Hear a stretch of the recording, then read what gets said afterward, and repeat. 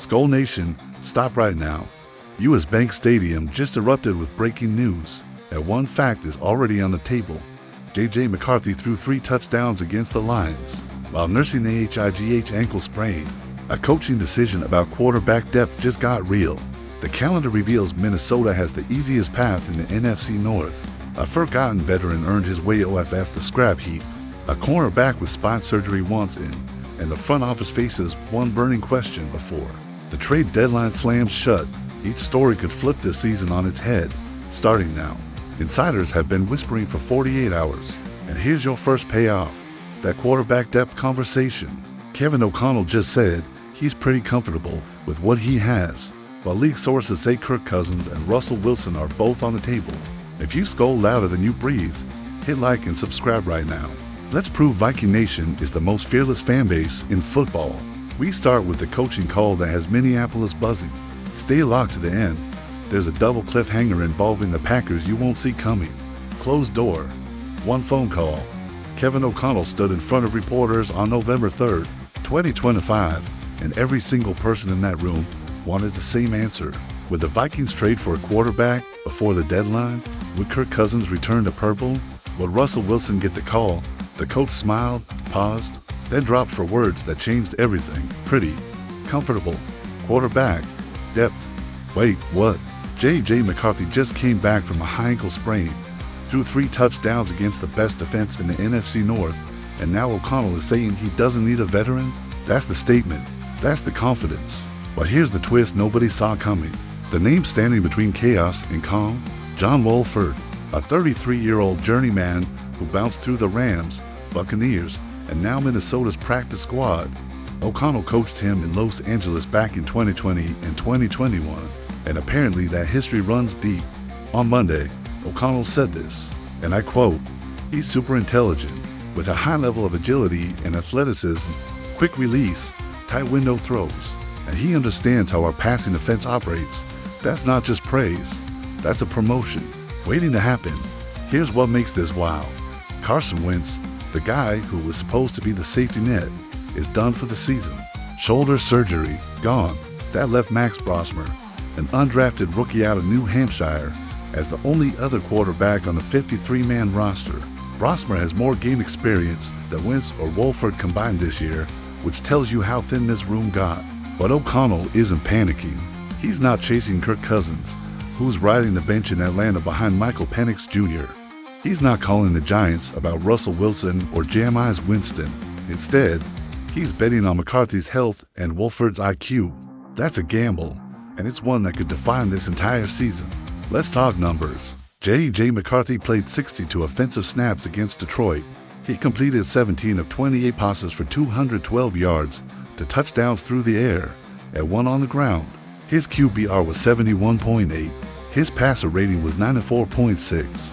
Those aren't just back from injury numbers. Those are franchise numbers. But here's the problem. McCarthy missed 5 games with that ankle. 5 games where the Vikings went 2-3, barely staying above water. If he goes down again, and all Minnesota has is Brosmer and Wolford, what happens then? That's the burning question, and O'Connell is betting the answer is, we'll be fine. Adam Schefter reported that league sources believe Minnesota might seek a veteran via trade. Might. That's not will. That's not definitely. That's might. And based on O'Connell's comments, that might just become a probably not. So here's what I need to know from Viking Nation. Do you trust John Wolford to step in if JJ goes down? Drop your honest answer in the comments. And if you believe O'Connell is making the right call by keeping faith in his guys instead of panic trading, smash the LIKE button and let the Packers fans know we don't need Kirk Cousins to win the North. But hold on tight, because the next story is about to blow your mind. While O'Connell is locking in his quarterback room, the schedule just revealed something the rest of the NFC North is terrified to admit. Stay locked. Mathematics don't lie. Tankathon ran the numbers, crunched every remaining game for every team in the NFC North, and the result? Minnesota has the easiest schedule, 52% winning percentage for opponents, 15th hardest in the entire league. Meanwhile, Detroit sits at 54.1%. Green Bay and Chicago, both at 55.4%. That's a 3.4% gap between Minnesota and the Packers. Doesn't sound like much, right? Wrong? That gap is the difference between hosting a playoff game and watching from the couch. Let's break this down. The Vikings just beat the Lions in Detroit. That's a statement win. They're now 4-4 overall. But here's the kicker, 2-0 in the NFC North. Both division wins came on the road. Both came with J.J. McCarthy playing hurt or just coming back. If Minnesota can protect home field and split the remaining division games, they're in. Simple math. Now look at what's ahead. Week 10, the Vikings host the Baltimore Ravens. Lamar Jackson is back from injury, but Baltimore is 3-5. Not exactly a juggernaut. Meanwhile, Green Bay has to face the 6-0 Philadelphia Eagles. That's the toughest matchup of the weekend for any NFC North team. Detroit gets the 3-6 Commanders. Chicago hosts the 2-7 Giants. All three of those teams have losing records, but here's the truth. The Ravens are more dangerous than their record shows. Jackson just got healthy. That defense is still top 10 in the league, and they're coming to Minneapolis hungry. But if the Vikings can survive that test, the road gets easier. They already played the Eagles and lost. That game is off the table for Green Bay, Detroit, and Chicago. The Packers still have to go to Detroit, Denver, Chicago, and Minnesota for road division or conference games in the final stretch. That's brutal. Chicago has the games they should win on paper, Week 10 against the Giants, and Week 15 at home against the Browns. But they also have to face the Steelers, Eagles, and Niners. Aaron Rodgers has a 24-5 career record against the Bears. That's domination. And now he's coming to Chicago with something to prove. The Lions, they have the Rams in Week 15. LA is 6-2. Then they face Rodgers and the Steelers in Week 16. Pittsburgh is 5-3 and rolling. Detroit already played the most division games and sits at 1-2 in the North. They're not running away with this thing. Minnesota, on the other hand, has the division home games to close the season. Lions and Packers, both at US Bank Stadium, both with playoff seeding on the line. If the Vikings can rattle off 3 or 4 wins in the next 5 games, they'll be in prime position to take control in December. Here's the reality. Schedule strength isn't everything, but it's something. And right now, Minnesota has the edge. They have the easiest path.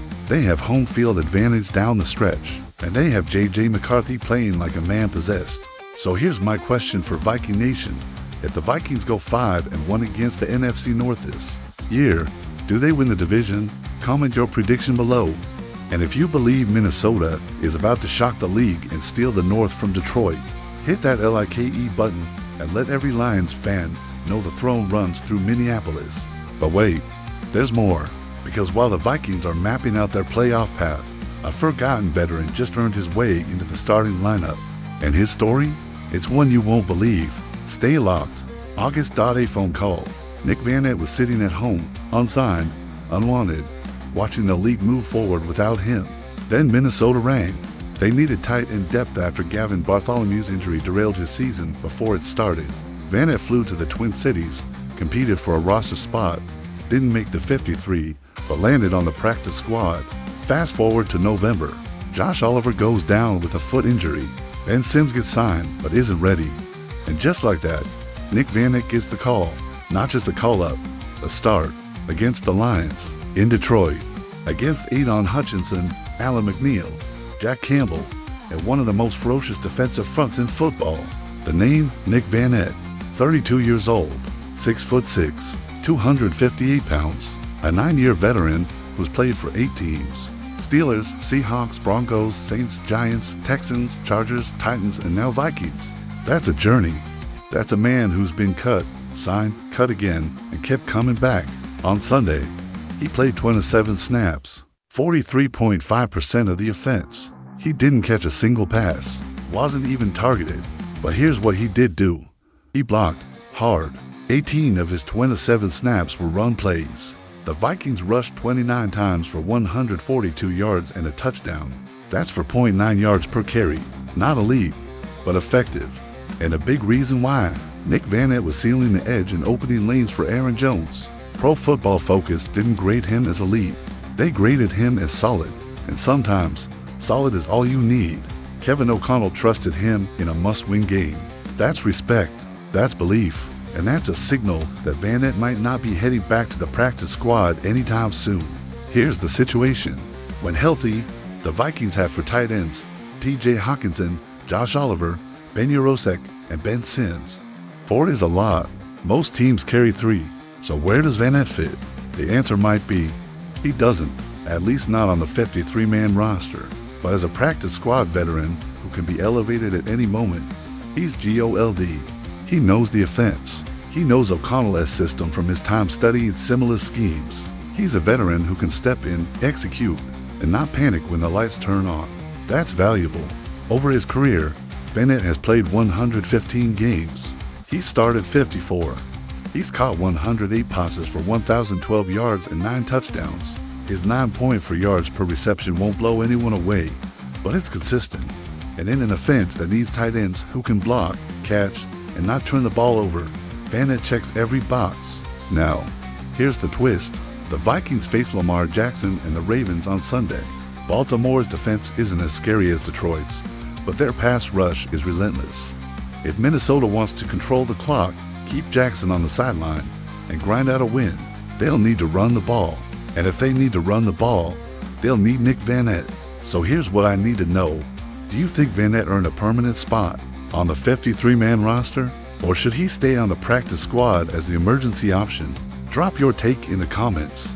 And if you believe in the underdog story, the journeyman who refused to quit, hit that LIKE button and let the NFL know Minnesota finds GEMS in the most unlikely places. But don't go anywhere, because the next story is about a cornerback who just got cleared to play after spine surgery. And yes, the Vikings are interested. Stay locked. Medical clearance, spine fusion. Those two phrases don't usually go together in football. But here we are. Asante Samuel Jr., former second-round pick of the Chargers, just got cleared for football activities after undergoing spinal fusion surgery in April. He's been a free agent since March. No team touched him in the offseason. No team called during training camp. No team reached out when camps opened. But now he's healthy, and according to Jeremy Fowler of ESPN, he's visiting teams this week. The Vikings should be first in line. Why? Because their cornerback depth is thin. Isaiah Rodgers and Byron Murphy are the starters. Behind them, Jeff Okudah, who just suffered his second concussion of the season. That's to brain injuries in 1 year. Dwight McGlothern, a rookie the coaching staff doesn't trust despite his heroic preseason performances. And Fabian Moreau, a practice squad veteran scraping by on experience alone. That's the depth chart. For names, and only 2 are trusted. That's a crisis waiting to happen. Samuel was the 14th best free agent in ESPN's rankings before the market opened in March. Some executives some called him the best cornerback in the entire free agent class. Not top 5, not top 3, the best. But the injury scared teams away. He played only 4 games in 2024 before landing on injured reserve. The shoulder and spine issues were described as conditions he dealt with since birth. Not good news for longevity. Not good news for a 10-year NFL career. But here's what matters right now. At 26 years old, Samuel is still in his prime years. His mind is sharp. His film study is elite. And if his body cooperates, he can be a difference maker in the secondary. Over 50 career games, Samuel has 176 tackles and 6 interceptions.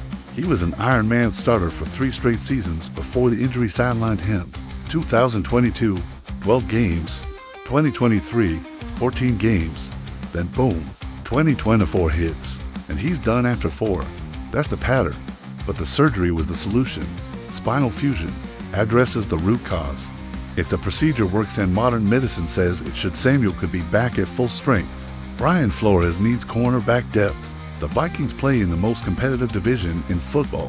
One injury to Rodgers or Murphy, and suddenly Samuel's medical history doesn't seem so scary.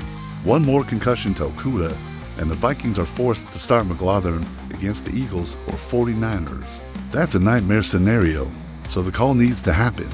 The Vikings should pick up the phone, ask about his medical clearance, review his film, and make an offer.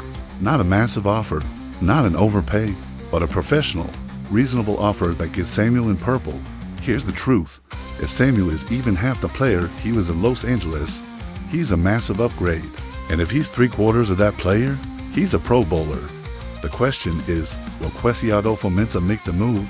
Will he see the value in taking a calculated risk on a talented cornerback with medical concerns? Or will he play it safe and rely on McGlothern to step up?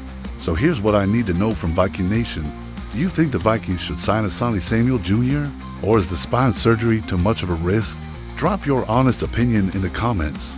And if you believe Samuel is the missing piece that takes Minnesota's defense to the next level, hit that LIKE button and let's put this man in purple. But hold on, because the final story is about the biggest decision Kwesi Adofo-Mensah will make all year. The trade deadline is ticking, and the choice he makes will define this entire season. Stay locked. 4 p.m. Eastern, 40 minutes to go. The NFL trade deadline is seconds away, and Kwesi Adofo-Mensah has a choice to make. The Vikings are 4-4, 10th in the NFC, 2-0 in the division. Do they buy or do they sell? That's the question.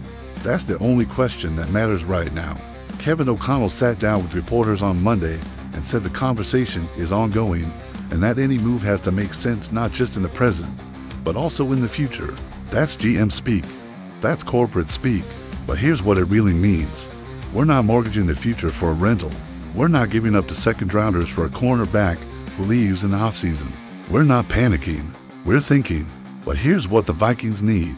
Cornerback depth. We just covered that with Asante Samuel, a center to replace the injured Ryan Kelly, who's still navigating concussion protocol and hasn't even started his 21-day activation window. An edge rusher to complement Jonathan Greenard, and potentially a veteran quarterback, though Kevin O'Connell seems content with John Wolford and Max Brosmer. The question is, what are they willing to give up? Minnesota has EIGHT draft picks in 20-20-6. That's ammunition. That's leverage. But Kwesi Adofo-Mensah is known for playing the long game. He's made 34 trades since taking over in 2022. 34. He's not afraid to pull the trigger. He's aggressive, but he's also not reckless. He doesn't panic. He doesn't overpay. He calculates. J.J. McCarthy's return changes the entire calculus. If he stays healthy, and that's a big if this team can compete. The schedule is soft. The division is wide open. There's a path to 12-5. There's a path to a playoff win. There's a path to January. A move for Denzel Ward, a cornerback from the struggling Cleveland Browns, has been floated by multiple beat writers. Ward is a former Pro Bowler. He's under contract through 2026, which means he's not a rental. He'd be a massive upgrade. But what would it cost? A second rounder? A third rounder? A fourth and a sixth? Is that worth it for a team that's still figuring out if they're contenders or pretenders? Is it worth it for a team that's one game under 500? The math doesn't add up. Not yet. But if Minnesota wins the next 2 games against Baltimore and, say, Chicago, then suddenly a move for Ward makes sense. Suddenly you're sending a second rounder for a cornerback who could push you over the edge. Suddenly the deadline becomes a moment of truth. Here's another wrinkle. The Packers and Browns are in the same division. If Minnesota trades with Cleveland for Ward, it weakens a division rival. That's a bonus. That's a strategic advantage. But it also means the Packers know the move is coming. They know it's being discussed. And if Green Bay wants to block Minnesota, they could make a play for Ward themselves. They have the cap space. They have the draft picks. They have the desperation. So the clock is ticking. Adofo-Mensah has maybe 3 hours to make a decision that could define the next 5 years of this franchise. Do you make the move for Ward and go all in? Do you stay patient and trust your guys? Do you make a smaller move for depth? The answer will reveal everything about how Kwesi sees this team. So here's what I need from Viking Nation. 1. Smash that LIKE button if you believe the Vikings should trade for Denzel Ward and go all in on this season. 2. Drop a comment with your prediction. Will Kwesi make a trade before 4 p.m. or will he stand pat? 3. Subscribe, because every single subscriber makes the Packers nervous, and we're watching this deadline live. 5 stories, 1 storm. Kevin O'Connell trusts his quarterback room and refuses to panic.